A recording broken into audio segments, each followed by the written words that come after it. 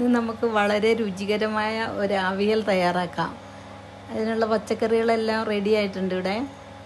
ഇതിനി എല്ലാം അരിഞ്ഞ് എടുക്കാം. നമുക്ക് നീളത്തിൽ വേണം ഇതെല്ലാം അരിഞ്ഞെടുക്കാനായിട്ട്. ഒരുപോലെ അരിഞ്ഞെടുക്കണം എല്ലാം.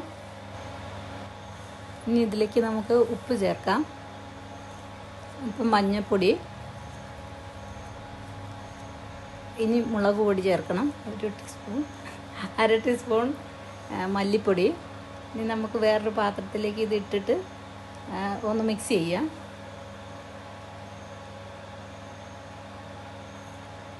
കറിവേപ്പില അല്പം ചേർക്കാം.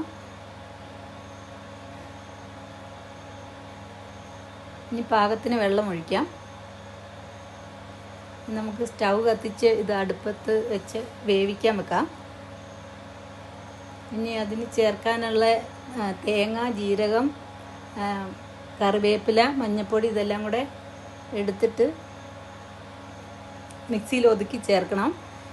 ചെറുള്ളി വേണം, ചെറുള്ളിയുടെ കൂടെ അല്പം കടുക്, ഇതൊന്ന് ചതച്ചെടുക്കണം.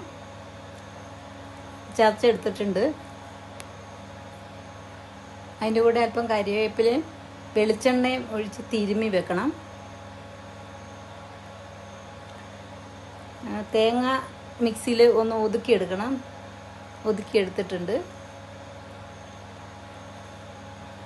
ഇനി നമുക്കിത് തുറന്നൊന്ന് ഇളക്കാം. ഇനി അതിലേക്ക് തേങ്ങ ഒതുക്കിയത് അതിൻ്റെ കൂടെ ചേർത്ത് കൊടുക്കുക. ഒരു 5 മിനിറ്റ് തിളപ്പിക്കുക. അതിന് ശേഷം ചെറുള്ളി ഇട്ട് കൊടുക്കാം. ഇനി അതിൻ്റെ കൂടെ അല്പം തൈരും എല്ലാം കൂടി ഒന്ന് ഇളക്കി ഒന്ന് മിക്സ് ചെയ്തിട്ട് ഒന്ന് മൂടി 1 മിനിറ്റ് വെക്കുക. ഇനി നമുക്ക് വാങ്ങിയത് ഉപയോഗിക്കാം.